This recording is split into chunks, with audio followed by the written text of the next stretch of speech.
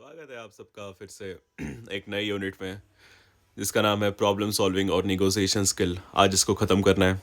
तो पार्ट इसका दो पार्ट्स है। पार्ट वन प्रॉब्लम सॉल्विंग और दूसरा निगोशिएशन स्किल्स। सो पहले से सॉल्व करते हैं स्टार्ट करते हैं। प्रॉब्लम सॉल्विंग और इसका मीनिंग क्या है और लिमिटेशंस क्या क्या है देखते हैं। Meaning: problem solving is ability to identify analyse and resolve issue effectively. बढ़िया। प्रॉब्लम सॉल्विंग क्या है? एबिलिटी ही तो है जिससे तुम आइडेंटिफाई करते हो, एनालाइज करते हो और सॉल्व करते हो इशू को, वो भी effectively. Involves critical thinking, creativity, collaboration, decision making. Valuable in both personal and professional life. enables individual to adapt, innovate and make informed decision। तो ये क्या है? इसमें क्रिटिकल थिंकिंग इन्वॉल्व होती है, क्रिएटिविटी चाहिए इंसान में, कोलैबोरेशन होने से एक दूसरे के साथ काम करते आना चाहिए, डिसीजन मेकिंग की स्किल होनी चाहिए। और ये जो है प्रॉब्लम सॉल्विंग, ये दोनों जिसमें काम आती है, तुम्हारी पर्सनल लाइफ में भी काम आएगी और तुम्हारे प्रोफेशनल एनवायरनमेंट में भी काम आएगी। और इसमें क्या करता है, इंडिविजुअल अडेप्ट करता है, इनोवेट करता है और ऐसे इन्फॉर्म डिसीजन बनाता है किसी भी चीज़ के लिए, प्रॉब्लम के लिए। Example of work place application. अब एग्जाम्पल्स देखते हैं। Analysing revenue drops. आपकी कोई कंपनी में रेवेन्यू ड्रॉप हो गया, पैसे नहीं आ रहे, और या फिर नई मार्केटिंग स्ट्रैटेजीज ढूंढनी है तुमको, या कोई वर्क फ्लो ऑटोमेशन है उसको इम्प्रूव करना है, optimisation content and call to action strategies. तो ये सब चीज़ें जो है उसके लिए तुमको एक डिसीजन लेना पड़ेगा ना। तुम्हारे पैसे, रेवेन्यू क्यों गिर गया, तुम्हारी सेल्स क्यों नहीं आ रही, तुम्हारे मार्केट स्ट्रैटेजीज सही नहीं है, वर्क फ्लो अच्छा नहीं है, और तुम्हारा कॉल टू स्ट्रैटेजीज अच्छी नहीं है, तो उसमें क्या काम आएगा? डिसीजन करोगे तुम, एक बढ़िया डिसीजन लोगे और इसको इम्प्रूव करोगे। अब इसमें लिमिटेशंस क्या क्या आती है? हर चीज़ में लिमिटेशन आती है। सबसे पहले कॉग्निटिव बेसिस। कॉग्निटिव बेसिस ये हर चीज़ में आता ही है, मतलब कन्फर्मेशन एंड एंकरिंग। देखो, कॉग्निटिव बेसिस मतलब तुम खुद से कुछ नहीं ये कर सके, तुमको हर चीज़ के लिए कन्फर्मेशन चाहिए, और मतलब डिसीजन के लिए तुम अकेले नहीं कर पाओगे, तुम ऐसे लोग चाहिए तुमको। Second, incomplete information. अगर तुम्हारे पास किसी चीज़ की इन्फॉर्मेशन ही कम्प्लीटली नहीं है तो उसमें एक हिंड्रेंस क्रिएट करता है और एनालिसिस तुम्हारी सही नहीं हो पाती, उससे तुम डिसीजन भी नहीं ले पाते। टाइम कंस्टेंट हर एक चीज़ का लिमिटेशन है, पता है क्या? टाइम कंस्टेंट सब में ही आ रहा है, टाइम ही नहीं है इंसान के पास, तो तुम डिसीजन लेने में रश कर दोगे और तुम गलत डिसीजन ले लोगे, तो एक लिमिटेशन है। कॉम्प्लेक्सिटी होती है, बहुत अनसर्टेनिटी होती है, मल्टी वेरिएबल इश्यूज़। बहुत चीज़ कॉम्प्लेक्स होती है, कुछ सिंपल नहीं होता, और अनसर्टिनिटी होती है। अनसर्टिनिटी मतलब कुछ प्रॉपरली जैसे तुम चाहते हो वैसा नहीं होता, अनसर्टिनिटी होती है, कुछ भी हो सकता है। हाँ, over complication by unnecessary details. अगर तुम देखो, इनकम्प्लीट इन्फॉर्मेशन भी ख़राब है और ओवर कॉम्प्लिकेट अननेसेसरी डिटेल्स भी ख़राब है, क्योंकि तुम्हारे पास प्रॉपर इन्फॉर्मेशन होनी चाहिए। तुम्हारे पास ज़्यादा भी हो गई बिना काम की तो उसके भी कॉम्प्लिकेशन बढ़ जाती है, कॉम्प्लेक्सिटी बढ़ जाती है, वो काम का नहीं है। इमोशनल डिस्ट्रैक्शन, स्ट्रेस होता है तुमको, इम्पेशेंट हो तुम बहुत ज़्यादा, तुम इमोशनल हो बहुत ज़्यादा, तो एक डिस्ट्रैक्शन क्रिएट करता है इसमें। लैक ऑफ क्रिएटिविटी, तुम्हारे अंदर क्रिएटिविटी नहीं है तो क्या फ़ायदा, तुम डिसीजन कैसे ले पाओगे? Group think, stifling, diverse. वही ग्रुप थिंक, वही वही आ गया। डाइवर्स पर्सपेक्टिव होते हैं, एक दूसरे के बहुत अलग अलग पर्सपेक्टिव है, तो वो एक डिसीजन नहीं ले पाते। इनएडिक्वेट टूल्स और रिसोर्स, तुम्हारे पास टूल्स नहीं है, रिसोर्सेस नहीं है, ये एक लिमिटेशन है। मोटिवेशन नहीं है तुम्हारे अंदर, कमिटमेंट्स नहीं है, क्या फ़ायदा, डिसीजन कैसे ले पाओगे? वैग्यू प्रॉब्लम डिफिनेशन, ये है कुछ तो भी प्रॉब्लम डेफिनेशन होता है, इसको देख लेंगे गूगल करके। Difficulty applying theory to practice. ये बहुत बढ़िया है। तुम कोई थेरी पढ़ते हो तो उसको प्रैक्टिस में लाना इतना इजी नहीं होता। अगर तुम कोडिंग बोर्ड पे सीखो तो क्या तुम कंप्यूटर में कोडिंग कर पाओगे? थेरी से एप्लीकेशन में लाना बहुत हार्ड होता है, तो एक डिफ़िकल्टी है। कल्चरल कॉन्टेक्चुअल डिफरेंस, बहुत डिफरेंस होता है, कल्चरल डिफरेंस होता है, कॉन्टेक्चुअल डिफरेंस होता है, तो उसमें एक लिमिटेशन क्रिएट करता है। मेंटल फटीग तो होता ही है, कोई भी काम करने में तुम मेंटली एग्जॉस्ट हो ही जाओगे। कॉग्निटिव कैपेसिटी, किसी की कैपेसिटी कितनी होती है तो वो नहीं कर पाता, तो एक लिमिटेशन है इस चीज़ में, ठीक है। अब टाइप्स आते हैं, प्रॉब्लम सॉल्विंग के कितने टाइप्स है, तो इसके टोटल 10 टाइप्स है, 10 टाइप्स। सबसे पहले क्रिटिकल थिंकिंग। क्रिटिकल थिंकिंग एक टेक्निक है, नहीं सॉरी टाइप है प्रॉब्लम सॉल्विंग का। क्रिटिकल थिंकिंग करते हैं, इसमें लॉजिकल रीजनिंग और इवैल्यूएशन की ज़रूरत पड़ती है। इसमें लॉजिकली सोचना पड़ता है किसी भी प्रॉब्लम के बारे में। क्रिएटिव थिंकिंग इस इनोवेटिव फील्ड्स में काम आता है, इनोवेट करता है unconventional ideas.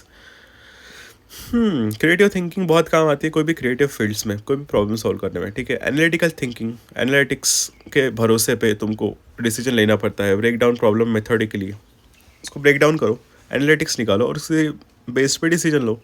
Decision making, weighing option for best outcomes. ये एक बहुत बढ़िया, इसमें जो है तुमको ऑप्शंस देखने पड़ते हैं और ऑप्शंस में से सबसे बेस्ट आउटकम जो है उसको सिलेक्ट करना है। Easy. Collaborative problem solving, team बनाओ और टीम से पूछो क्या करना है और सबका फिर एक आएगा आंसर, वो चुन लो, वो है कोलैबोरेटिव। रिसर्च स्किल, तुमको बहुत रिसर्च करनी पड़ेगी इसके लिए, गैदर बहुत सारी रिसर्च करनी पड़ेगी, डाटा एनालाइज करना पड़ेगा और उससे एक लेनी पड़ेगी, डिसीजन लेनी पड़ेगी। और फिर स्ट्रैटेजिक थिंकिंग होती है, long term planning and foresighting. Strategic जो होती है वो एक लॉन्ग टर्म थिंकिंग होती है, जो अगर तुम बहुत दूर का सोचोगे किसी डिसीजन के बारे में और उसके हिसाब से डिसीजन लोगे तो वो बढ़िया होता है। तो वो एक टाइप है। Time management, solving problem with in deadlines. Time management ये एक टाइप होता है जिसमें तुमको एक डेडलाइन दी जाती है और उसको उस टाइम के अंदर ही तुमको वो प्रॉब्लम सॉल्व करनी है, ठीक है।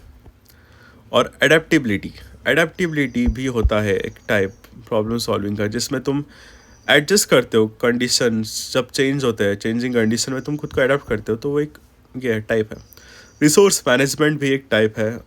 Efficient use of time money, तुम्हारे पास जितने रिसोर्सेज अवेलेबल है, जितना टाइम है, जितना पैसा है, जितने टूल्स है, जितने लोग हैं, उसको मद्देनज़र रखते हुए अगर तुम कोई प्रॉब्लम अगर सॉल्व कर रहे हो प्रॉपरली तो वो एक बढ़िया चीज़ होती है, तो एक टाइप है। स्टेप्स, स्टेप्स भी आते हैं इसमें। एनालिटिकल प्रॉब्लम सॉल्विंग के क्या क्या स्टेप्स होते हैं? सबसे पहले डिफाइन द प्रॉब्लम। बढ़िया, प्रॉब्लम देखो पहले क्या है, क्लियर रहो, फोकस रहो कि इशू क्या है, अंडरस्टैंड, सोचो पहले उसके बारे में, इशू क्या है, क्या सॉल्व करना है अपने को। गैदर इन्फॉर्मेशन, डाटा कलेक्ट करो बहुत ज़्यादा, जितना भी तुम्हारे पास है, ज़्यादा नहीं, अननेसेसरी डाटा नहीं सही है। डाटा कलेक्ट करो कि क्या क्या ज़रूरत है प्रॉब्लम सॉल्व करने के लिए। प्रॉब्लम को ब्रेक डाउन करो, उसको आइडेंटिफाई करो, कॉजेस, रूट कॉज क्या है इसका। 5 वेज ही नोट्स में दिखा रहेगा, 5 वेज क्या है वो देख लेना। आइडेंटिफाई पॉसिबल कॉजेज क्या क्या होते हैं, किस वजह से ये प्रॉब्लम हुई है, इसका कॉज क्या है ये देखो। जनरेट सॉल्यूशन, सॉल्यूशन जाके जनरेट करो तुम। ब्रेनस्टॉर्म करो और वैरायटी ऑफ ऑप्शंस, बहुत सारे ऑप्शंस तुम तैयार करो। इवेल्युएट सॉल्यूशन, अब सारे सॉल्यूशन में से फिजिबिलिटी, कॉस्ट, रिस्क और इम्पैक्ट किसमें बढ़िया है, मतलब रिस्क किसमें कम है, जिसमें कॉस्ट कम लग रहा है, इम्पैक्ट ज़्यादा हो रहा है, वो देखो और बढ़िया सॉल्यूशन चूज़ करो। इम्प्लीमेंट द सॉल्यूशन, यही जो बेस्ट होगा वो उसको इम्प्लीमेंट करो और उसके साथ चलो प्लान के साथ। मॉनिटर इवैल्यूएट रिजल्ट्स, इम्प्लीमेंट कर दिया, रिजल्ट्स देखो, अभी इवैल्यूएट करो, क्या तुमने सही डिसीजन लिया था, क्या तुमने सही प्रॉब्लम सॉल्व करी थी। रिफ्लेक्ट एंड लर्न, अब ऑफ कोर्स सीखो भाई, उससे कंटिन्यूस प्रोसेस है, इम्प्रूवमेंट करो खुद में। निगोसिएशन स्किल, अपना प्रॉब्लम सॉल्विंग खत्म हो चुका है, अब है निगोसिएशन स्किल। अब देखते हैं इसका concept and importance. Definition, negotiation is the process of reaching agreements by balancing different interest through communication, compromise and collaboration. अब निगोसिएशन ये है, ये एक प्रोसेस है जिसमें एक एग्रीमेंट पे पहुंचा जाता है। क्या बोल रहा था मैं, हाँ, निगोसिएशन जो एक प्रोसेस है जिसमें एक एग्रीमेंट पहुंचा जाता है, balancing different interest through communication, compromise and collaboration.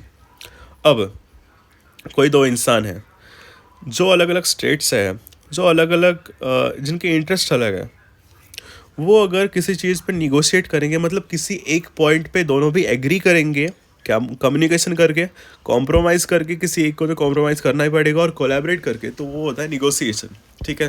अब इसके कंपोनेंट्स क्या क्या होता है, लेट्स सी, इसके 10 कंपोनेंट्स हैं। सबसे पहले preparation, know your and others parties needs. Preparation करो, तुमको क्या चाहिए, सामने वाले को क्या चाहिए, सुनो। एक्टिव लिसनिंग, सुनो, अंडरस्टैंड।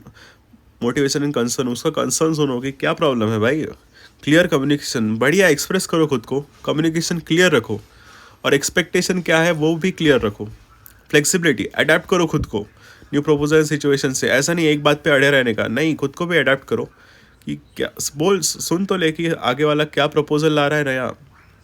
इमोशनल कंट्रोल, देखो, टेंस सिचुएशन में तो खुद को इमोशनली कंट्रोल रखना चाहिए और ज़्यादा ही बहना नहीं चाहिए इमोशंस में।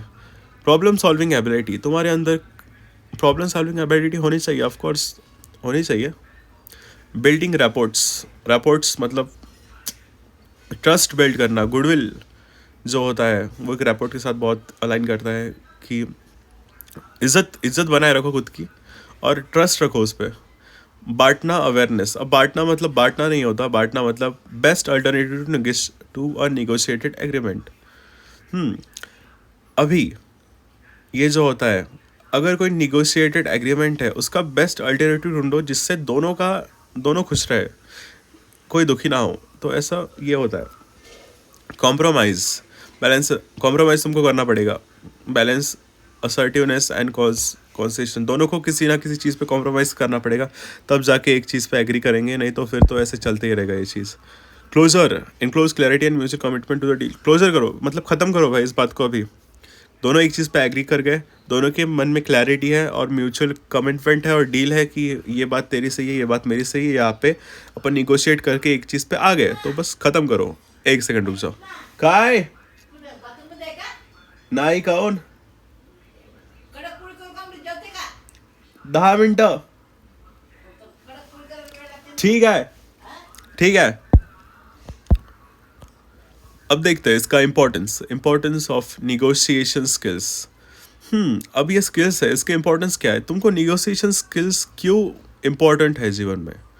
तो इसके 12 इम्पोर्टेंस है। सबसे पहले, achieve better outcomes and solutions, क्योंकि तुमको बेटर आउटकम्स और सॉल्यूशन चाहिए, तुमको स्ट्रॉन्गर रिलेशनशिप बिल्ड करनी है आगे वाले के साथ, कॉन्फ्लिक्ट्स नहीं होने चाहिए, ये अभी बता दिया मैंने। Effective conflict resolution, conflicts resolve effectively होनी चाहिए। कम्युनिकेशन तुम्हारी इंप्रूव होती है, तुम्हारी क्रिएटिविटी इनोवेशन जो है इनक्रेज होती है, तुम्हारे करियर अपॉर्चुनिटीज़ उसमें एडवांस हो जाते हो तुम बहुत ज़्यादा, क्योंकि तुम्हारे पास ज़्यादा नॉलेज है। प्रमोट इफिशियंसी, हाँ, रिसोर्स टाइम यूज़, रिसोर्स और टाइम को इफेक्टिवली यूज़ करना इफ़िशियंसी होती है, वो इसको प्रमोट करता है। इन्फ्लुएंस एंड परसुएशन, तुम्हारा इन्फ्लुएंस और परसुएशन इस पर स्ट्रेंथन होता है और ये विन विन आउटकम बनाता है। मतलब कोई हार नहीं रहा इसमें, तुम भी जीत रहे हो, आगे वाले भी जीत रहा है, क्योंकि निगोशिएट करके तुम दोनों साथ में एग्री करते हो एक बात पे। Navigate complex and multi stakeholder scenarios, complex और मल्टी स्टेक होल्डर सिनेरियोज जो होते हैं उसमें एक मतलब काम आता है। स्टेक होल्डर्स अगर किसी चीज़ पे कॉन्फ्लिक्ट्स होते हैं तो काम आता है इसमें निगोशिएट करना। सेल्फ कॉन्फिडेंस इन डिसीजन, किसी भी डिसीजन में तुम्हारा सेल्फ कॉन्फिडेंस बहुत ज़्यादा इंपॉर्टेंट है। एथिकल और लीगल कंप्लायंसेस भी आते हैं इसमें, ये भी एक इम्पॉर्टेंस है। तो 5.4 देखते हैं कि negotiation skills as a tool for problem solving, बहुत अच्छा टॉपिक है। इसमें जो निगोशिएशन स्किल अभी जो देखी वो प्रॉब्लम सॉल्विंग में कैसे काम आती है ये हम भी देखेंगे। इसके है total 11 points. So understand different perspectives, तुमको सबका पर्सपेक्टिव देखना चाहिए। Gain insights into all stakeholder view, हाँ, तुमको स्टेक होल्डर्स के व्यू से भी देखना चाहिए। सबका पर्सपेक्टिव से देखने का, सबका नज़रिया अलग रहता है, तुम उसके नज़रिए से देखो, तुमको बात थोड़ी अलग लगेगी। Conflict resolution, settled disputes, conflict resolution, collaborative problem solving, win win outcome होता है दोनों में। ब्रेकिंग डाउन कॉम्प्लेक्स प्रॉब्लम्स, बहुत बड़े बड़े कॉम्प्लेक्स प्रॉब्लम को तुम छोटे पार्ट्स में ब्रेक डाउन करते हो तो उसको पार्ट्स से जो है सॉल्व किया जाता है। फिफ्थ, आइडेंटिफाइंग प्रायोरिटीज़ देखो किसकी क्या प्रायोरिटी है। Go beyond position to underlying interest, तुम पोजीशंस के बियॉन्ड जाओ, तुम वो मत देखो कि कौन छोटा है कौन बड़ा है, तुम देखो कि किसकी क्या प्रायोरिटी है, किसकी क्या इंटरेस्ट है, उसके हिसाब से तुम प्रॉब्लम सॉल्व करो। फ्लेक्सिबिलिटी है, as strategies adjust as situation evolve, तुमको फ्लेक्सिबल रहना ही पड़ेगा। जैसे स्ट्रेटजीज ये होती है, एडजस्ट करना पड़ता है स्ट्रेटजीज़ को सिचुएशन के हिसाब से, जैसे सिचुएशन इवॉल्व होती है तुमको एडजस्ट करना पड़ेगा। ट्रस्ट बिल्ड होता है, स्मूदर एग्रीमेंट होती है, क्रिएटिविटी तो आती है, innovative solution arise with collaborative skills. Improved communication improve होता है। Facilitate compromises help progress despite differences, compromise में जो होता है वो प्रोग्रेस होती है, डिफरेंसेस जितने भी हो प्रोग्रेस तो हो ही रही है भाई, क्योंकि साथ में एग्री कर रहे हैं। क्लियर एग्रीमेंट, लास्ट में जो है एग्रीमेंट एकदम क्लियर रहता है, क्योंकि दोनों भी एग्री कर चुकी है कि चीज़ पे, तो क्लियर बात है एकदम, formalise mutual responsibility and follow through. अब दोनों की रिस्पॉन्सिबिलिटीज़ है कुछ, तो अब हो गया एग्रीमेंट, अभी चलो फॉलो करो। कंक्लूजन देखते हैं इसका क्या क्या। Problem solving and negotiation are interconnect. हाँ, प्रॉब्लम सॉल्विंग और निगोशिएशन जो है ये एक इंटरकनेक्टेड स्किल्स है और बहुत इसेंशियल है चैलेंजेस के लिए, डिसीजन लेने के लिए, कॉन्फ्लिक्ट रिजॉल्व करने के लिए और कोलैबोरेशन ड्राइव करने के लिए बहुत इंपॉर्टेंट है प्रॉब्लम सॉल्विंग और निगोशिएशन। दोनों को मास्टर करने से अपने को individual to contribute meaningfully to professional and personal societal context. अगर तुमने दोनों चीज़ों को मास्टर कर लिया तो कोई भी इंडिविजुअल अपने कंट्रीब्यूट कर सकता है अपने प्रोफेशन में, पर्सनल में और सोशल लाइफ में। ये दोनों चीज़ बहुत काम आती है। तो यहाँ पे अपना यूनिट 5 भी ख़त्म हो चुका है और अपना मैनेजरियल स्किल्स पूरा ख़त्म हो चुका है। धन्यवाद दोस्तों, मिलते हैं ITL में। Bye bye.